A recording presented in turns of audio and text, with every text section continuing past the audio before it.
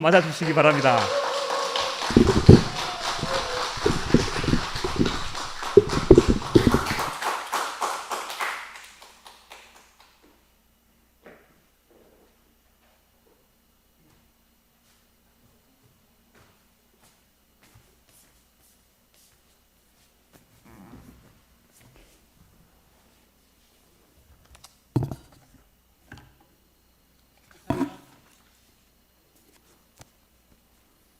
이사님 마스크를 벗을 수 있네요, 그죠?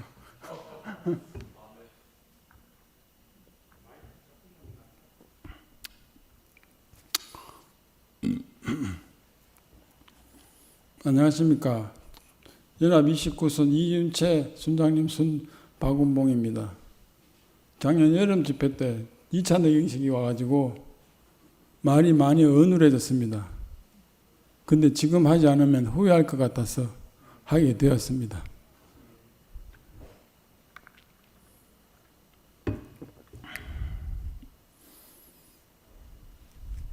저는 한 번도 하나님 안에 있는 이 감춰진 나라를 생각해 본 일도 없고 주를 기다리는 사람들의 공동체가 안중에도 없었던 사람입니다. 근데 저는 하나님이 필요해서 주신 자유를 내 것이라 생각하고 살았습니다. 내가 너무 절망스러울 때 금오산에 올라가서 어떻게 죽을까, 금오산 저수지에 가서 어떻게 빠져 죽을까 그랬던 사람이거든요. 근데 금오산에서 뛰내리자니 무서워서 못 뛰내리겠고 저수지에서 빠져 죽자니 추워서 못 죽겠고 그래 이 자리까지 오게 됐습니다.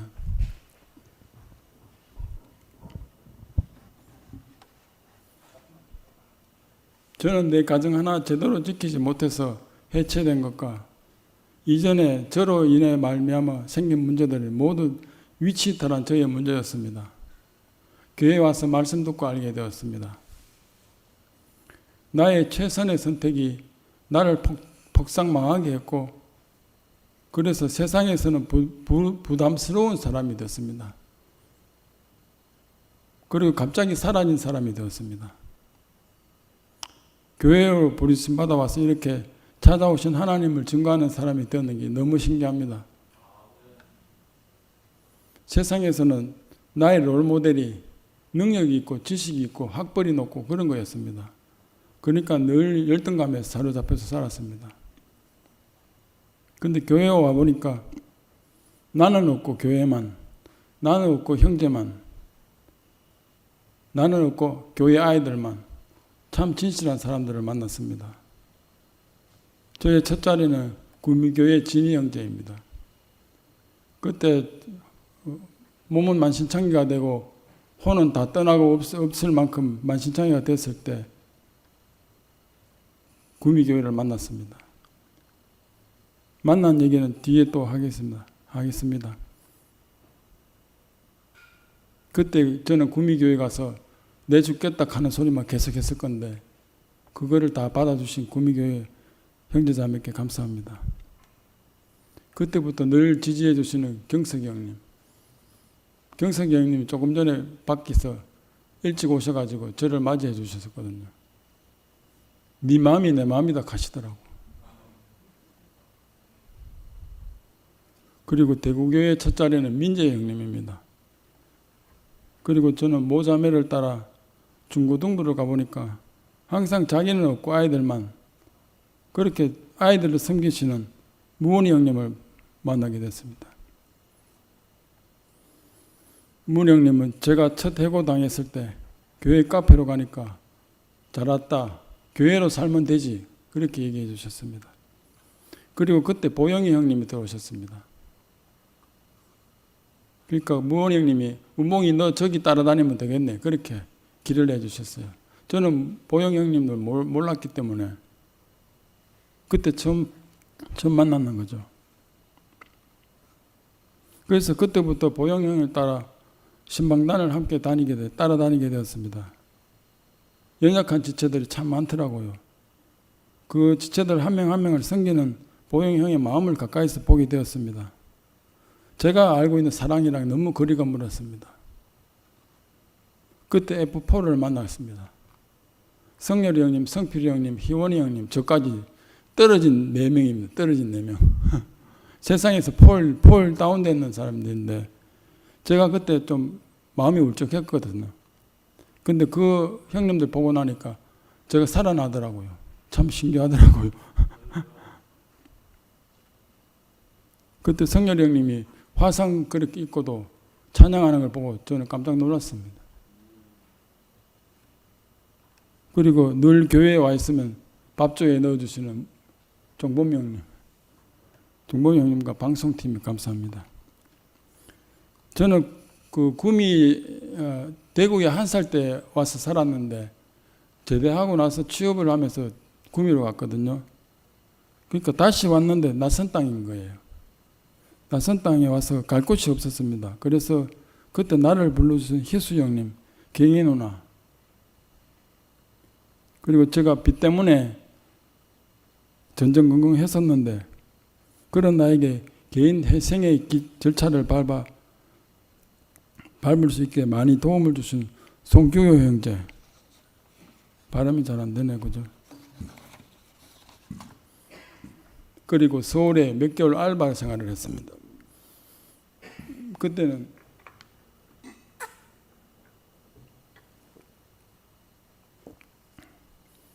그때는 제가 1차 내경식 되기 때문에 일을 했거든요. 그래서 서울교회를 갔었는데 서울 가서 일을 해도 일요일 되면 교회를 가게 되더라고요. 저는 아예 몰랐던 사람이잖아요.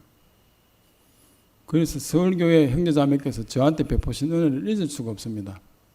그렇게 존재로 보는 데가 없더라고요. 세상에는 존재로 보는 데가 없잖아요. 그때 저는 부시 3기까지 겹쳐가지고 애간장이 다 타서 체력이 바닥이었습니다. 근데 그런 날을 재호 형님과 남긴 누님의 도움으로 그 알바를 버틸 수 있었습니다. 그리고 아버지 마음으로 우리를 보살펴준 연합일기 오픈 자매와 성렬이 형님, 그리고 늘 너희는 하늘에서 쏟아진 보석이다 그렇게 귀하게 불러주신 순택이 형님, 그 말씀 듣고 제가 살아났습니다. 그렇게 그때 가족처럼 참 지냈습니다.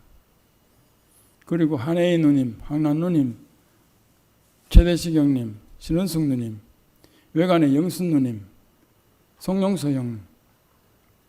영순 누님은 제가 처음 교회 와서 쌀 떨어졌다 하니까 콩 반쪽도 갈라먹고 살면 된다. 자기도 사업하다 쪽다 망해봤는데 그 심정 안다면서 쌀값을 붙여주셨어요. 그래서 둘째 딸이랑 있었는데 그 쌀 사가지고 같이 먹고 살았습니다. 그리고 지금 모자매가 재가를 하는데 자주 그 직장을 잃게 되거든요. 특성상.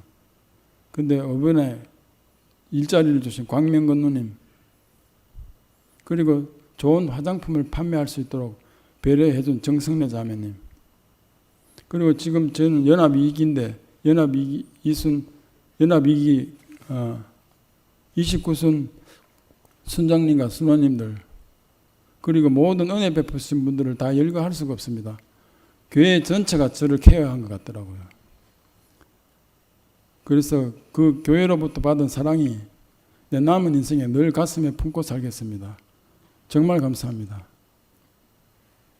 그 사랑이 예수가 제자들 보고 서로 사랑하라, 내가 너희를 사랑한 것 같이 사랑하라, 그 말씀인 것 같더라고요. 목사님이 교회를 사랑한 것 같이 서로 사랑하라.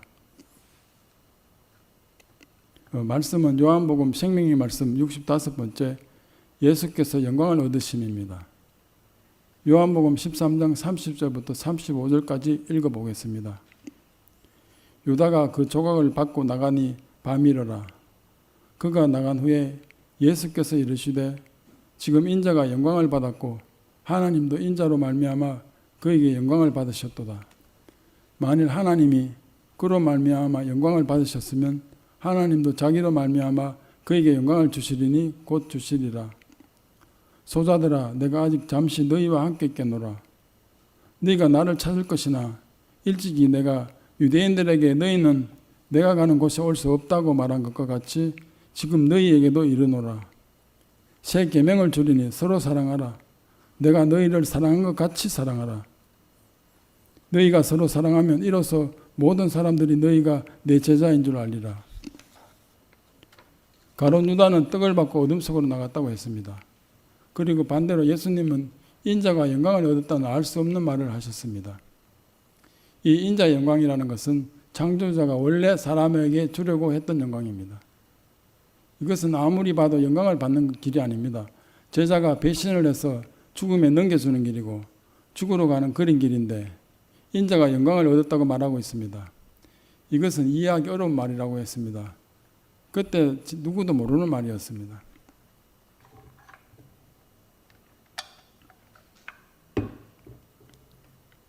가룟 유다는 떡을 받고 나가니 곧 밤이었다고 했습니다. 그때가 저녁 만찬 때니까 밤이었을 것입니다. 그런데 요한은 그가 나가니 곧 밤이었다고 그렇게 썼습니다. 그때가 낮이었을지라도 곧 어둠이 되었을 것이라는 말씀입니다. 인생은 하나님의 계획에서 벗어나면 즉시 어둠인 것입니다. 가룟 유다는 자기를 추구하다가 어둠 속으로 갔습니다. 가룟 유다는 무엇인가를 잃지 않으려고, 손해보지 않으려고, 빼앗기지 않으려고, 자기를 보존하고 지키려고 극도로 고민하다가 자기로서는 최선의 지혜를 발휘해서 예수를 넘겨준 것이었습니다. 그러나 어둠이 문 앞에까지 와서 기다리고 있었던 것입니다.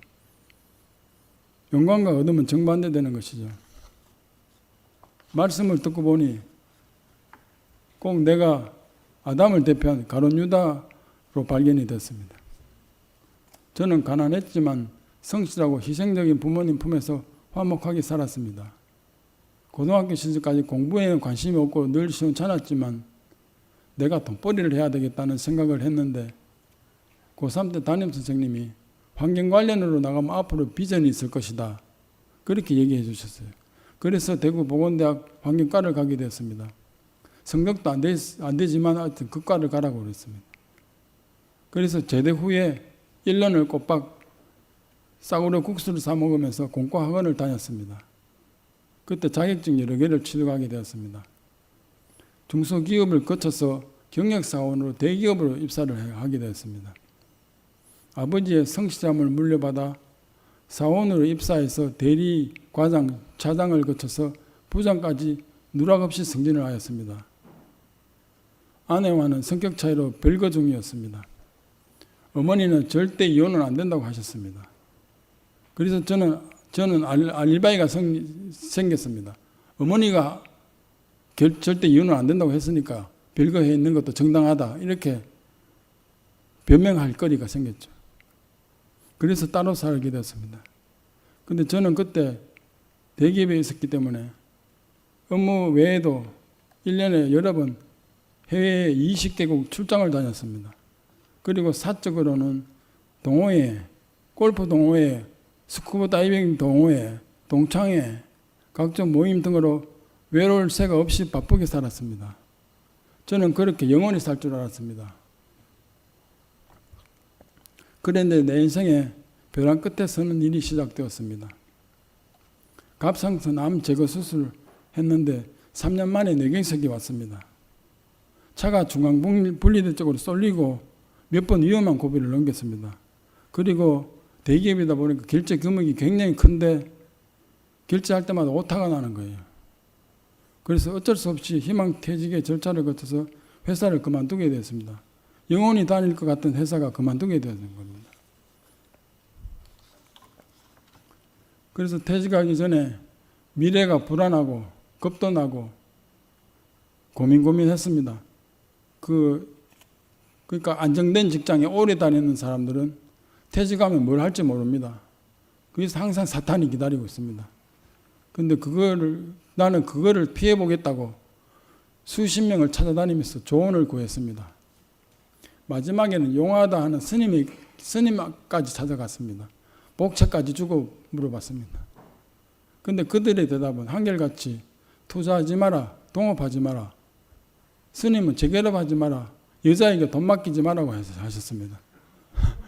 그런데 투자하지 마라, 동업하지 마라는 3개월만 딱 참으라 했는데 어쩔 수 없는 경우가 어쩔 수 없더라고요. 가룟 유다처럼 문 밖을 나가니 곧 어둠이었습니다. 하지 말라고 했던 모든 것을 다 했습니다. 그렇게 폭삭망해서 마지막에는 전자레인지에 감자 구워 먹으면서 자전거 타고 알바 구하러 다니는 신세가 되었습니다. 나이도 많고 건강도 안 좋아 보이니까 뽑는 데가 없더라고요. 애써서 증명사진 찍어서 이력서 갖다 주면 보지도 않더라고요. 그래서 그때 둘째 딸과 같이 살았기 때문에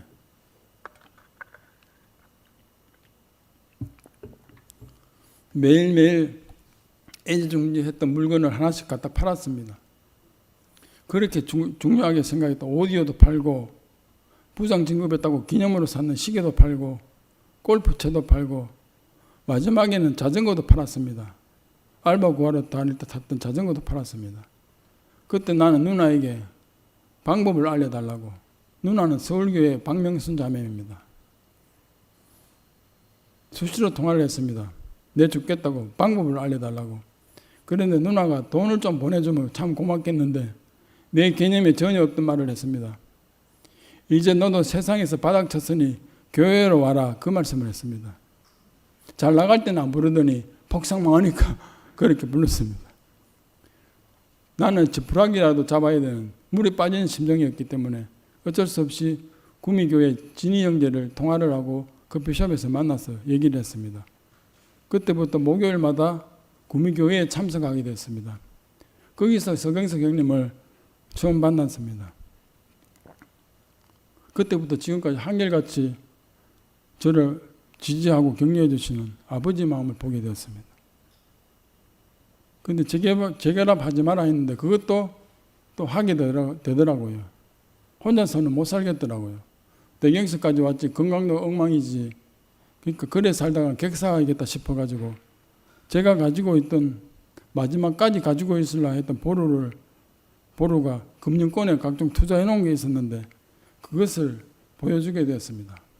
그것을 보여주니까 재결합하자 하더라고요. 그리고 애들도 같이 살게 됐으니까 애들도 굉장히 좋아하더라고요. 그래서 같이 살아줄 것이라 생각했기 때문에 들어가게 됐는데 하나씩 넘겨달라는 겁니다. 그래서 하나씩 넘겨주게 됐습니다. 그렇게 하면은 최소한 같이 살아주겠지 생각했습니다. 근데 하나씩 다 넘겨주고 마지막 남은 게 그 브라질 채권이었는데 그게 굉장히 큰 금액이 들어가 있었는데 그거를 넘겨달라고 내일 아침에 당장 넘겨달라고 새벽 2시, 3시, 4시에 막 시간마다 죽여버리겠다고 내일 아침에 당장 같이 가자고 그렇게 문자를 보내서 어쩔 수 없이 그 다음날 아침에 가서 넘겨주게 됐습니다. 그렇게 다 넘겨줬는데 자기가 준비가 됐는지 친정 식구들 데리고 와서 나를 때려잡겠으니까 나가 있으라고 했습니다. 어쩔 수 없이 저는 안동 부모님 댁에 그리고 나를 폭삭망하게 했던 그 후배 창고에까지 가서 머물렀습니다. 갈 데가 없으니까 나를 폭삭망하게 했던 그 후배 창고 구석진 방에 가게 됐습니다. 근데 그 구석진 방은 빛이 안 들어옵니다. 창고 안이기 때문에. 그러고 천장이 빵꾸가 뻥 났더라고요. 그래서 저는 거기 있다가는 제명이 못 살겠다. 폐인대가 죽겠다 싶어가지고 불현듯 교회로 왔습니다.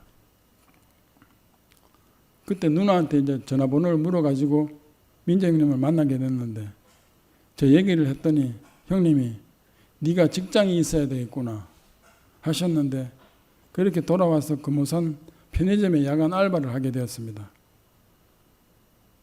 근데 그 나이 많고 건강이 안 좋아 보이니까 주말 야간 알바밖에 없더라고요. 근데 그걸 한번 해봤는데 몸이 극히 안 좋았던 나는 너무나 고통스러웠습니다. 그러던 중에 민재 형님께서 전화가 오셨습니다. 한의원에 일해볼래? 이렇게 전화가 오셨습니다. 근데 그것이 내가 할 수 있는 일인지도 모르겠고 무조건 가겠다고 했습니다.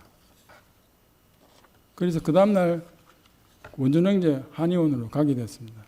나중에 알고 보니까 거기는 보영이 형이 가기로 돼 있었고 근데 세훈이 형이 중심부 성김이 해야 된다고 붙잡았습니다. 붙잡아준 세훈이 형한테 감사하고 가지 않은 보영이 형한테도 감사합니다. 만약에 그게 안 됐다면 저는 거기 가지를 못했죠. 그런데 주문받은 한약이 한 달분이 밀려있고 갑자기 사람을 구할 수 없게 된 원준 형제는 어쩔 수 없이 육체적인 건강이 30%밖에 없던 저를 직원으로 쓰게 되었습니다. 원준 형제한테 감사드립니다. 알고 보니까 자기 보고는 돈을 10원도 안 쓰는 사람인데 내게 체질에 맞다고 한우도 사주었습니다. 그리고 오후에 베드가 비면 누워있게 해주었습니다. 자기가 또 침도 놔주고 햇빛에 같이 걷기도 했습니다. 한약도 직원 가격으로 먹게 해주어서 건강이 점점 좀 좋아지게 되었습니다.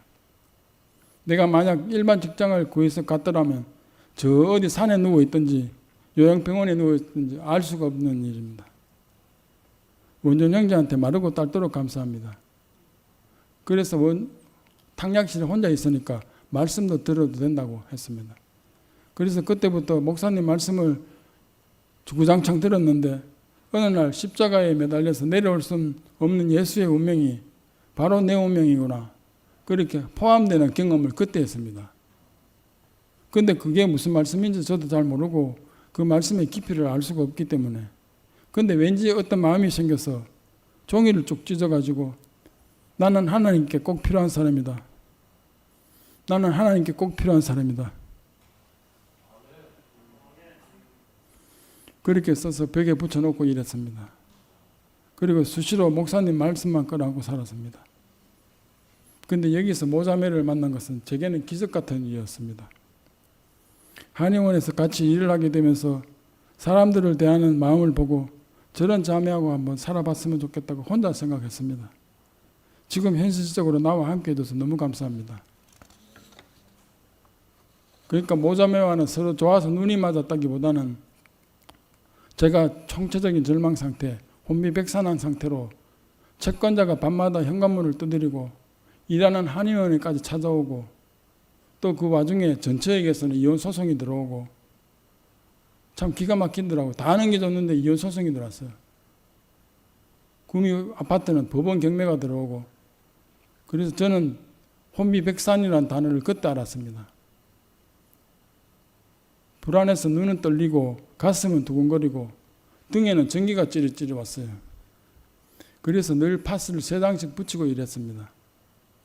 얼굴은 완전히 흑색빛에 아침마다 우울증에 눈물이 왈칵왈칵 나고, 그렇게는 눈물이 나는데 스스로는 웃을 수도 없고 울 수도 없는 굳은 표정이었습니다.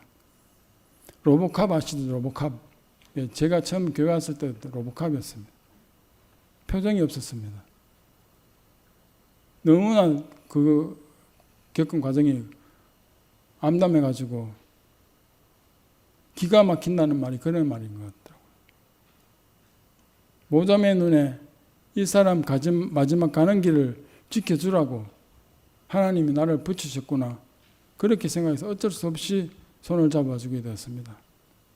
그래서 목사님 찾아뵙고 인사를 드렸습니다. 그래서 내 곁에 나를 손잡아줄 사람이 한 명이 있구나, 그때부터 점점 안정이 좀 되었습니다. 그렇게 결국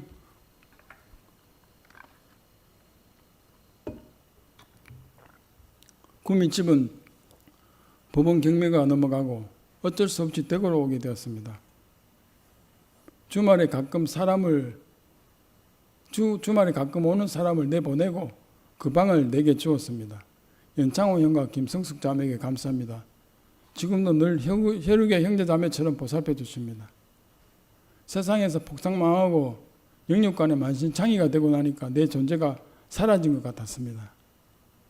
영화 올드보이 보셨나요? 그 올드보이 주인공처럼 세상에서 갑자기 사라진 사람이 되었습니다. 그런데 교회로 부름받아 오고 보니까 내 사정과 형편에 관계없이 존재로 보는 완전 차원이 다른 세계가 펼쳐졌습니다. 그래서 저는 몇 년 만인지 그 원룸에서 큰 대자로 잠을 잤습니다. 그리고 나는 아침에 일어나니까 나는 살았구나. 그래서 그 다음날부터 와, 새날이구나, 이렇게 됐습니다.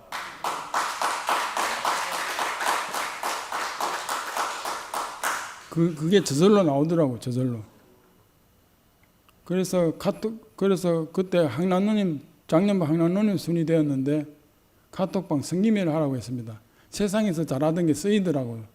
늘 휴대폰으로 카카오 뮤직하고 카카오 스토리하고 이랬거든요. 그 버릇 때문에 모자매한테 많이 혼났는데 세상 거 그대로 하고 있다고. 근데 그게 황남 누님이 성기매를 하라고 그랬습니다. 카톡방 성기매. 그래서 거기다가 내 간증을 매일 올렸습니다.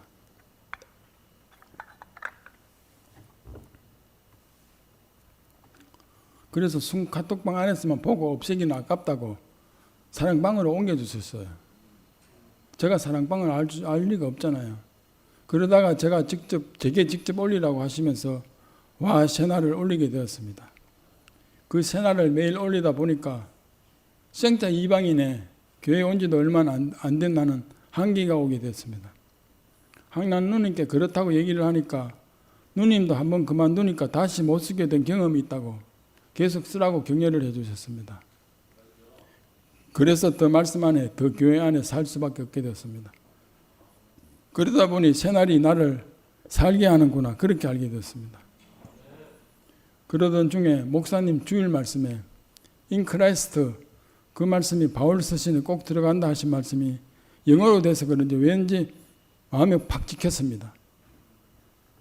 그때 그 한의원에서 그 경험 포함된 경험도 했고 하니까 더 그랬던 것 같습니다. 예수 안에 환경이 좋아져서 건강이 좋아져서 경제적으로 안정이 되어서 새날이 아니고 예수 안에서 정말 다른 세계가 열려서 오늘 사는 새날이 되었고 그 자리가 구속인 자리고 인자의 영광이 있고 모든 인생에게 복음이고 모든 것의 모든 것이라는 것을 알아가고 있습니다. 저는 이런 길로 끌려와서 그리스도를 만났지만 이것은 근원이고 인생에게 주어진 운명이라는 것을 알게 되었습니다. 그러니까 만유가 다 포함되는 것이죠. 그래서 사람이면 된다고 하신 것 같습니다. 늘 열등감에 빠져 살았던 나는 그 말씀이 너무 좋았습니다. 사람이면 된다. 그런 적 누구든지 그리스도 안에 있으면 새로운 피조물이라 이전 것을 지나갔으니 보라 새 것이 되었도다. 그 말씀이 너무 좋더라고요.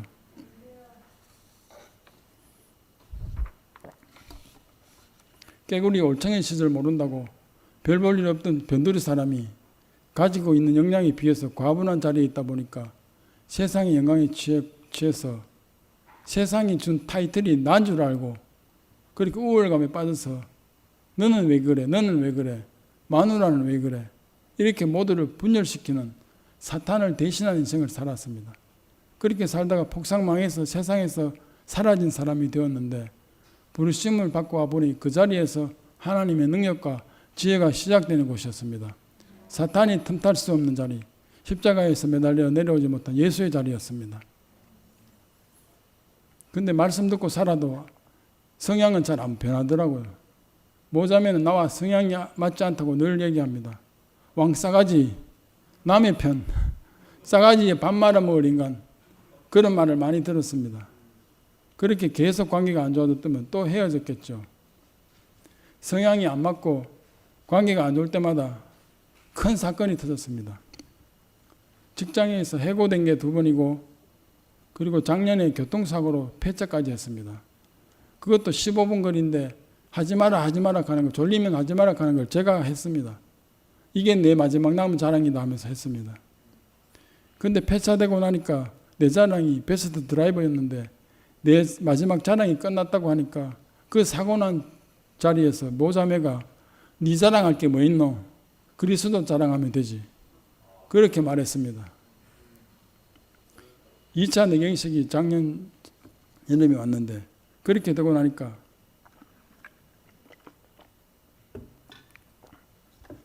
직장도 다닐 수가 없게 되고 기초수급자가 되었습니다. 그래서 재활치료를 했는데 지금은 앞산에 맨발 걷기를 하고 있습니다. 2개월 꼬박 하고 있는데 많이 좋아졌습니다. 뭐가 좋은지도 모르고 시작했습니다. 교회 사람이 하시는 말씀은 다 이게 진실로 믿어지니까 하게 됐거든요. 근데 그때 이제 재활치료를 전혀 희망이 없던 저에게 기대치마저 끝나버렸잖아요. 그래도 그때는 1차 내경식 왔을 때 일도 하고 그랬으니까 기대치가 있는데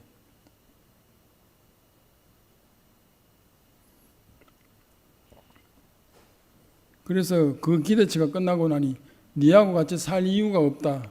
그 말이 사라지게 됐습니다. 신기하잖아요. 그래 말씀.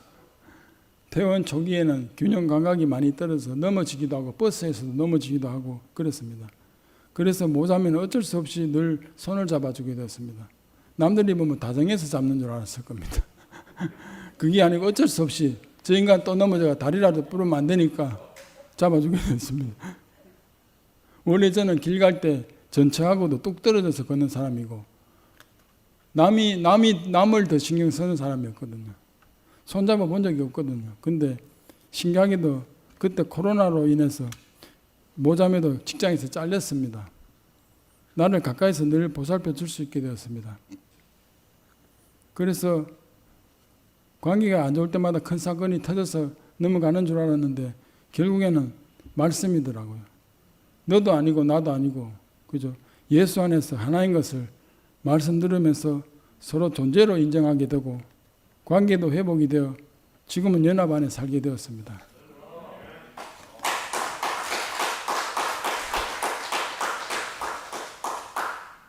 저는 국영수가 다 약하거든요. 근데 특별히 국어 수학이 약해요. 그 주제 파악도 못하고 분수도 모르고 그렇게 살았죠. 그렇게 살았던 저는 인생의 운명을 알려주는 말씀과 교회가 없었으면 벌써 끝났을 겁니다. 여러 과정을 겪으면서 나는 안 되는구나. 말씀이 없으면 안 되는구나. 나는 안 되는구나. 그리스도가 없으면 안 되는구나. 나는 안 되는구나. 교회 형제 자매가 없으면 안 되는구나. 그것을 알게 되었습니다.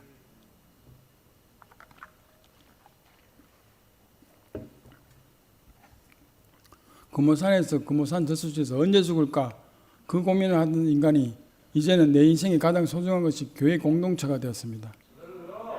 이 소중한 교회 안에 살게 해주신 것을 감사합니다. 나의 부끄러움과 실패와 그 모든 부정적인 것을 가지고 승리하신 주님을 찬양합니다.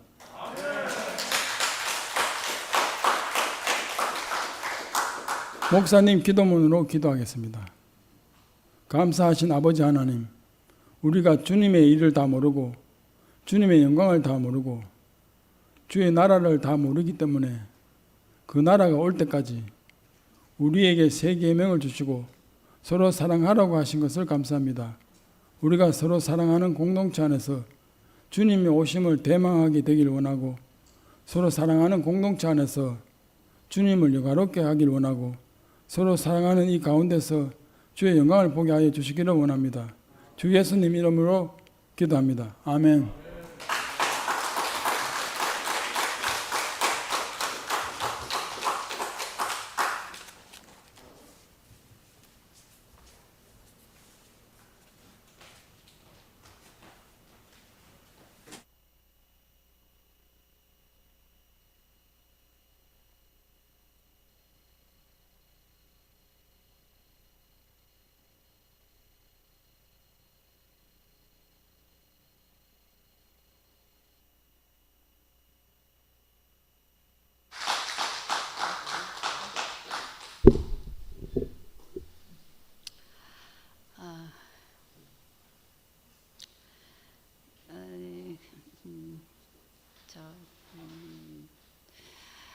이제 왜 모자매라고 하는가 하면 이제 그때 이제 운봉형제 사항이 이제 말로스럽게 해서 그렇지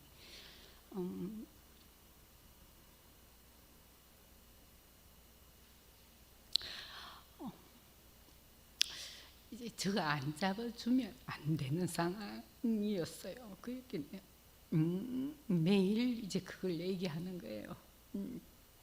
그래서 내가 안 잡아주면 저 사람은 어떻게 되겠다. 근데 그때 이제 제가 우리 큰 시숙이 생각났어요. 간경암으로 5년 동안 병원에 입원하셨거든요. 근데 이제 대일형제 떠나고 난 뒤에 우리 시숙이 입원했기 때문에 제가 보호자로 있었어요 그때. 그래서 늘 이제 토요일 한의원 끝나면 4시인데 보호자가 나밖에 없기 때문에 내가 갈 수밖에 없는 거예요. 그 보험병원에서도 재수 씨가 보호자라 그러니까 다들 놀라시는 거예요. 사실은 그렇게 5년을 계셨기 때문에 이제 운봉 형제를 보면서 제가 사실은 우리 시숙이 생각이 나는 거예요. 근데 그게 우리 시숙이 돌아가시고 난 뒤에 항상 저는 태일 형제 떠나 보내도 그렇고 우리 이제 시숙을 떠나 보내도 남는 것은 내가 이렇게 좀 해드릴 걸 항상 후회만 남더라고요. 다들 그러실 거예요. 아마 누군가가 내 곁에 있는 분들이 떠나면 그렇게 될 것 같은 거예요. 그래서 제가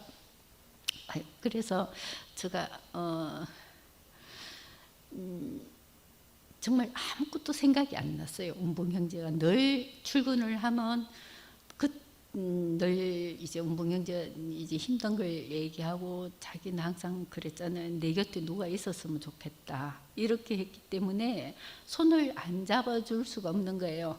근데 그 손을 잡고 정신을 차리고 보니까 이제 다들 왜 그래?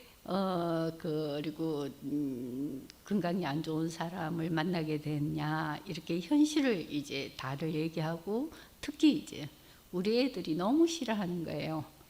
그래 사실 이제 그래서 우리 딸은 경기도도 떠나게 됐어요. 그 사건 때문에. 그래서 저는 이제 그런 어쩔 수 없는 상황에서 이제 사방이 막히게 되는 거예요. 저는 이제 딸은 이제 그 상황이 힘들다고 떠나게 되었고 이러다 보고 또 우리 애들이 창세기 애들하고 친하고 오랫동안 교회를 다녔기 때문에 이제 다른 사람 입에서 이렇게 다른 애들 입에서 이제 얘기가 전해지면 애들이 더 상처가 될 것 같아서 사실은 이제 저 이름을 밝히지 않았어요.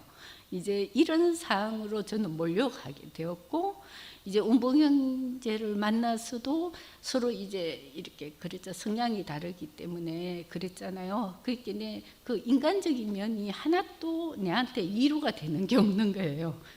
마음으로도 이제 이런 상황까지 이제 가게 되었는 거예요. 제가 그랬으니까 그리고 누구한테도 얘기할 수 없는 상황. 그때는 왜 그런가 하면 내가 선택했잖아요. 그거는 내가 선택했는 것이고 그래서 그때 수미가 언니 그러면 어쩔 수 없다. 그렇게 수미가 그러더라고요. 목사님한테 인사드리러 가라고. 그래서 갈 때 사실은 발걸음이 너무너무 무거웠어요. 저는. 목사님은 굉장히 그 운봉 형제가 그 새날을 적는 데 대해서 너무 신기하셔서 이렇게 이제 얘기를 굉장히 듣고 싶어 하시는 것 같았는데 저는 사실은 마음이 너무너무 무거웠어요. 이런 사방이 다 막히는 결과가 났고 결국은 마지막에는 운봉 형제한테 내 의가 다 드러나게 되는 거예요. 내가 니한테 어떻게 했는데 이렇게 되는 거야. 그러니까 그걸 제가 이렇게 가정을 겪고 나면서 제가 생각이 들었는 게 뭔가 하면 내가 끊임없이 하나님을 찾아갔구나. 내가 그 하나님 앞에 나라는 존재를 자꾸 규정하려고 했는 것 같은 생각이 드는 거예요. 근데 운봉 형제하고 만나고 난 뒤에 그것이 모두 부서지게 된 거. 제가 운봉 형제 만나고 난 뒤에 제가 어떤 느낌이었는가 하면 내 자신이 다 부서지는구나. 그 생각이 들었어요. 왠가 교회로 외에는 아무것도 되지 않는 거예요. 그러니까 사실은 재혼을 한다는 거는 위로를 받고 싶잖아요. 뭔가 따뜻함을 받고 싶은 인간적인 것도 있거든요. 근데 그게 없어지니까 제가 그것마저 없으니까 건강 안 좋죠. 경제적 안정이 안 되죠. 이 모든 것이 안 되는데 그것마저 없었으니까 제가 굉장히 거기에 대해서 내가 정말 굉장히 힘들었는 거예요. 그리고 누구한테 얘기도 할 수 없고 이런 상황이었는데 그 과정을 겪고 나니까 내가 끊임없이 하나님을 찾아갔구나. 찾아오시는 하나님을 내가 볼 수 없는 사람이었어요. 거기 내가 다 부서지고 나니까 정말 어떤 생각이 드는가 하면 내게 찾아오시는 하나님을 제가 보게 된 사람이 되었는 거예요. 그래서 운봉 형제 만나는 것이 이런 현실적인 문제를 보면 사람들 저한테 교회에서 친한 분들은 아이고 왜 그래 건강이 안 좋은 사람 만나서 그럼 너가 힘들 건데 이렇게 얘기를 하는데 그런 현실은 현실대로 그대로 있어요. 근데 제가 뭐를 거기서 보게 됐는가 하면 그 현실은 그래도 있는데 그 현실에서 잘 살게 나를 찾아오시는 하나님이 계시더라니까요. 그 나는 그걸 보고 난 뒤에 굉장히 제가 안정이 되었어요. 그걸 딱 보니까 운봉 형제의 어떠함이 거기지. 옛날에는 전에는 그래도 운봉 형제의 어떠함이 저한테 항상 남아 있었거든요. 근데 그것이 전혀 저한테 중요하지 않게 되었어요.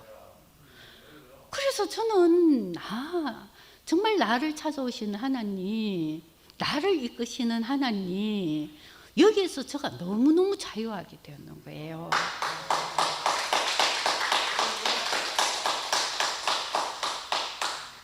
그래서 정말 감사하구나. 그렇게 되니까 운봉 형제하고 관계가 너무 좋아지는 거예요. 사실은 2차 있다는 게 이제 1차보다 인지가 2차니까 정말 너무 안 좋고, 그리고 이렇게 그 운봉 형제를 정면으로 딱 보면 그렇게 하더라고. 1차 때 MRI를 찍을 때 80 노인 내라 이렇게 얘기했는데, 그럼 2차 때는 어떻게 했어요? 그러니까 이 정면을 딱 보면 여기가 다 들어가는 거예요. 그렇게 내가 이제 계속 수축이 되는 거예요. 그리고 이 뇌경색 병이 정말 앞으로 뇌출혈이 올지 이러면서 뭐가 올지 항상 진행된다 그러거든요. 그렇게 생각하니까 제가 어떤 생각이 들었는가 하면 정말 오늘을 어떻게 사느냐가 너무너무 중요하다는 생각이 들었어요. 우리의 환경이 중요한 게 아니고 주어진 환경에서 내가 어떻게 사느냐, 정말 그 하나님 이끄시는 그 자리가 어떤지 그걸 보게 되어서 너무너무 감사한 거예요. 네, 그러니까 운봉 형제가 새날을 늘 적잖아요. 적으면 저는 100% 지지하거든요. 무조건 제가 이렇게 어떻게 이렇게 2차 뇌경색까지 왔는데 어떻게 이렇게 적을 수 있냐 이러면서 너무 모든 사람들이 운봉 형제를 보면 정상적이라고 그러지 아프다고 아무도 얘기를 못 하겠다고. 어떻게 이렇게 적을 수 있냐고. 제가 100% 지지하고 옹호해주는 그런 관계가 되었는 거예요. 그것이 누가 잘했고 못했고가 아니더라니까요. 정말 인생인 자리, 그 목사님 말씀하시는 그 자리, 정말 사람이 그 운명이 그 자리를 보게 되니까 환경과 정말 그게 연연하지 않는 그런 삶을 살 수 있다는 거.